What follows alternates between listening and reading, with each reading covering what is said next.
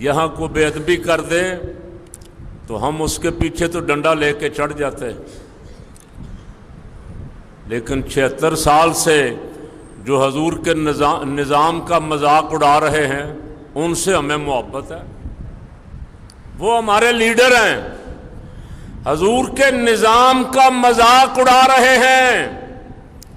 آئین میں لکھا ہوا ہے کوئی قانون قرآن و سنت کے خلاف نہیں بن سکتا۔ میرے اور آپ کے امام مولانا شاہ نورانی کی کوششوں سے لکھا گیا۔ ابھی تازہ قانون آیا ہے کہ 18 سال سے کم عمر کا نوجوان لڑکا یا لڑکی شادی نہیں، نکاح نہیں کر سکتے۔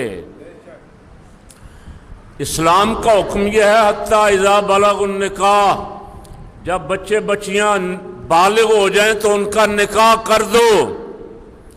یہاں قانون بن گیا، یہ قانون اسلامی ہے؟ بولیں تو صحیح، ڈرا نہ کریں، ڈٹ کے بولا کریں، یہ قانون اسلامی ہے یا غیر اسلامی؟ اسمبلی مر گئی ہے، اسمبلی والوں کی غیرت ختم ہو گئی ہے، کوئی ممبر نہیں بولا، مذاق بنا ہوا ہے۔ جلدی جلدی وہ زرداری جس بیچارے سے پین بھی اٹھایا اب نہیں جاتا، وہ سائن کرنے کے لیے تیار بیٹھا ہوتا۔ غیر اسلامی قوانین کو یہ قوم کسی صورت تسلیم نہیں کرے گی۔ کیوں جی؟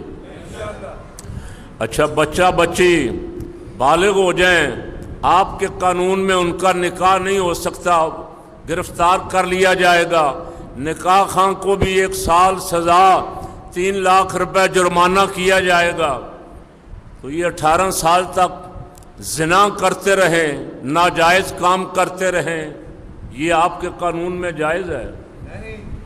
ابھی جو یہ واقعہ آپ دیکھ رہے ہیں سوشل میڈیا پہ، جو بچی ٹک ٹاکر قتل ہوئی، ان قتل کی وجوہات آخر کیا ہیں؟ یہ بے حیائی، یہ فحاشی، یہ آپ کے غیر اسلامی قوانین۔ قانون تو یہ ہونا چاہیے تھا کہ جب بچہ بچی بالغ ہو جائیں تو ان کا فوراً نکاح کرو، قانون تو یہ ہونا چاہیے تھا۔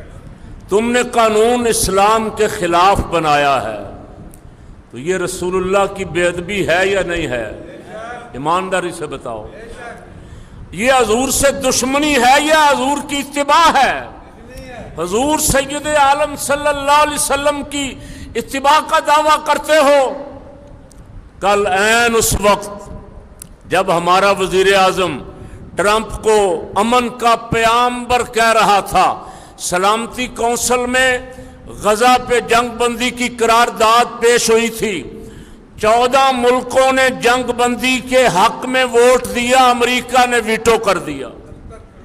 15 ممبر ہیں سلامتی کونسل کے، 15 میں سے 14 نے کہا جنگ بندی فوراً ہونی چاہیے۔ ٹرمپ صاحب کے ملک نے کہا کہ ہم اس قرارداد کو ہی ویٹو کرتے ہیں۔ یہ امن کا پیغامبر ہے؟ اور بولیں تو صحیح ہے، یہ امن کا علمبردار ہے یا خونخوار درندہ ہے؟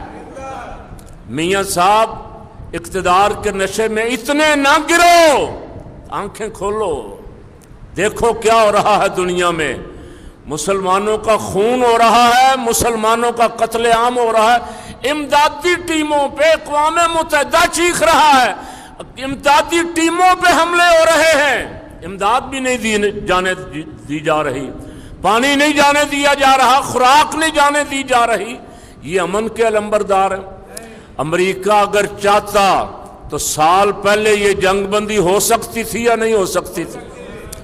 امریکہ کو امن کا علمبردار نہ کہو، اسے ظالم خونخوار درندہ کہو تاکہ اسے کچھ شرم اور حیا آئے۔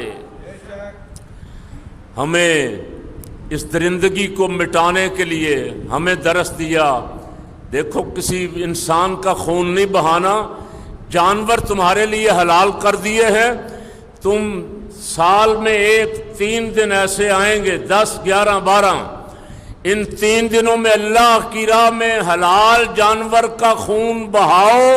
اس دن جانور کا خون اللہ کے لیے قربانی کرنا، خون بہانا حضور نے فرمایا سب عملوں سے بڑا عمل 10 ذی الحج کو فرمایا جانور کا اللہ کی بارگاہ میں خون بہانے سے زیادہ کوئی پسندیدہ عمل اللہ کی بارگاہ میں نہیں ہے۔